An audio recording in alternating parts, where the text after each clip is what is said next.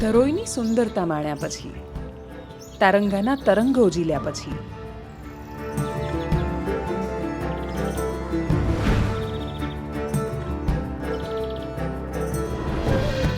પોળોમાં પ્રકૃતિને પામ્યા પછી,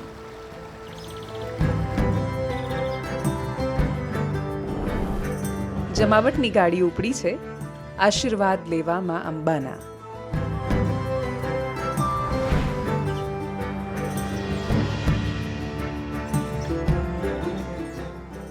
બાલારામ અને જેસોરના કેદારનાથ મહાદેવને પ્રાર્થના કરવા, અને ઉજાણીમાં જીવન ઉજવી લેવા.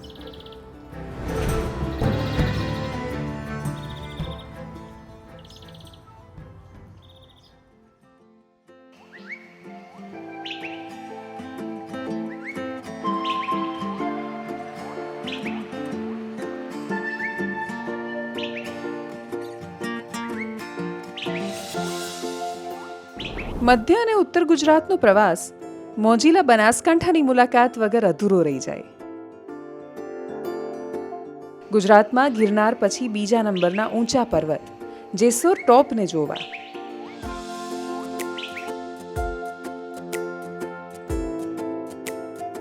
અને રીંછ જ્યાં વસે છે એ અભયારણ્યને માણવા પહેલા અમે પહોંચ્યા જેસોર.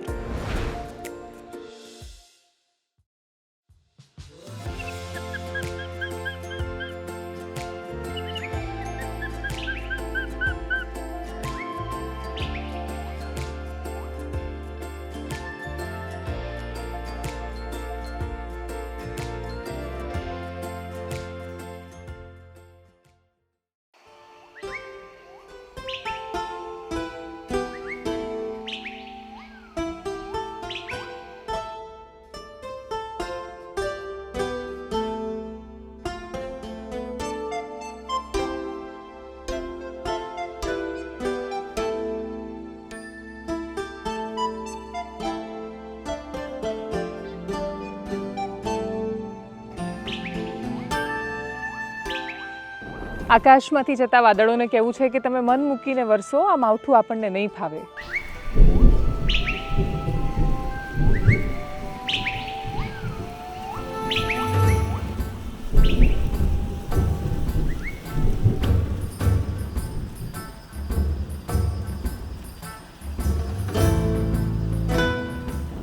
આમ તો હું દરિયાની માણસ છું, પણ પહાડ પરથી જતા વાદળો એવું લાગે છે કે પહાડો કોલ કરીને બોલાવે છે કે આવી જાઓ હવે, કેમ કે પહાડ જ છે જે વાદળને અને વરસાદને ખેંચીને લાવે છે.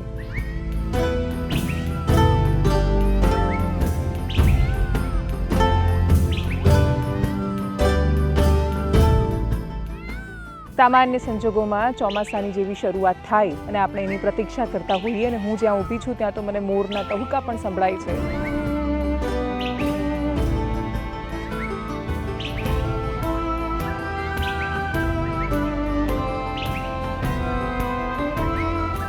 એકદમ નીરવ શાંતિ છે. મને એવું લાગે છે કે મારા સિવાય કોઈ અહીંયા અવાજ નથી કરી રહ્યું. એટલી સુંદર અને રળિયામણી આ જગ્યા છે.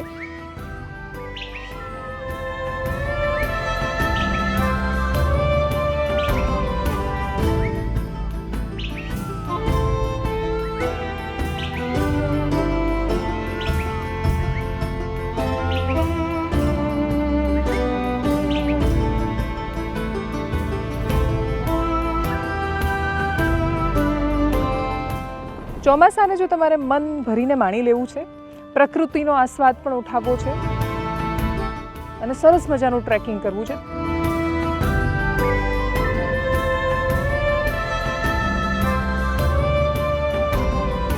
એટલે જેસોરમાં હું છું. અને જેસોરની જે હિલ સૌથી ઉપરની પહાડી છે, ગિરનાર પછીનું બીજા નંબરનું ગુજરાતનું શિખર છે.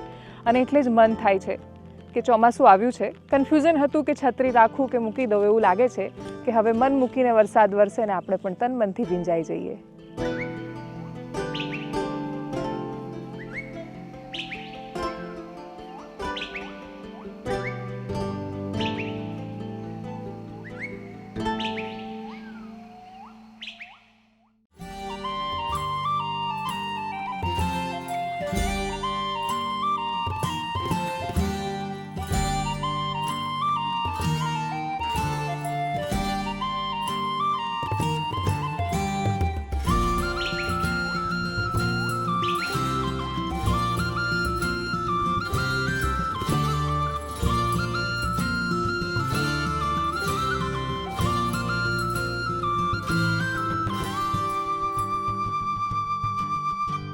એક દિવસની કિટી પાર્ટીથી લઈને પ્રકૃતિની વચ્ચે જીવન ઉજવવા માટે લોકો અહીંયા આવતા હોય છે.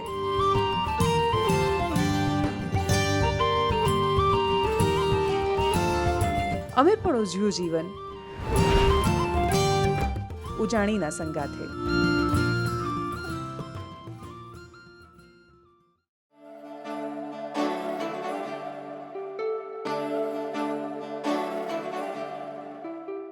જીવન એકદમ ફિલ્મી ગીતો જેવું ને દુપટ્ટા ઉડાડવા જેવું લાગવા માંડે જ્યારે તમે ઉજાણીમાં હો.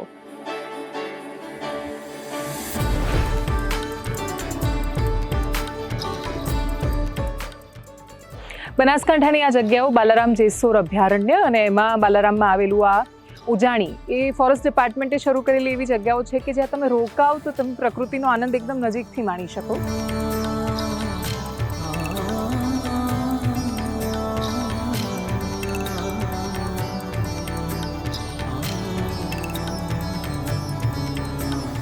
આ જગ્યાઓમાં અને ઉપર સરસ મજાના વાદળ જતા હોય, સરસ સાંજ પડી હોય ને તમે હાથમાં ચાનો કપ લઈને બેઠા હો ત્યારે તમને જીવનનો જે આનંદ મળે છે કદાચ આ બધું ભેગું થાય એને ઉજાણી કહેવાતી હશે. આસપાસથી અનેક માણસો અહીંયા આવે છે, જીવનના રંગોને સેલિબ્રેટ કરે છે અને તમને પોતાને એ કશુંક તમે ખાસ છો એવી અનુભૂતિ કરાવે છે.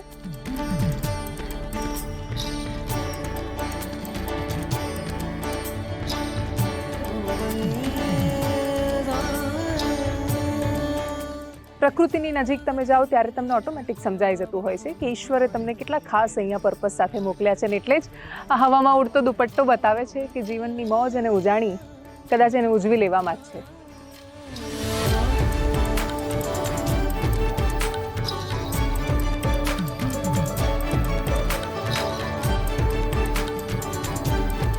હું તો કહીશ કે ખાલી ચોમાસું નહીં, કોઈ પણ ઋતુને જો તમારે માણવી છે, માં અંબાના સાનિધ્યમાં જવું છે, અંબાજીના દર્શન કરવા છે, તો બનાસકાંઠા તમારા માટે પરફેક્ટ ડેસ્ટિનેશન છે.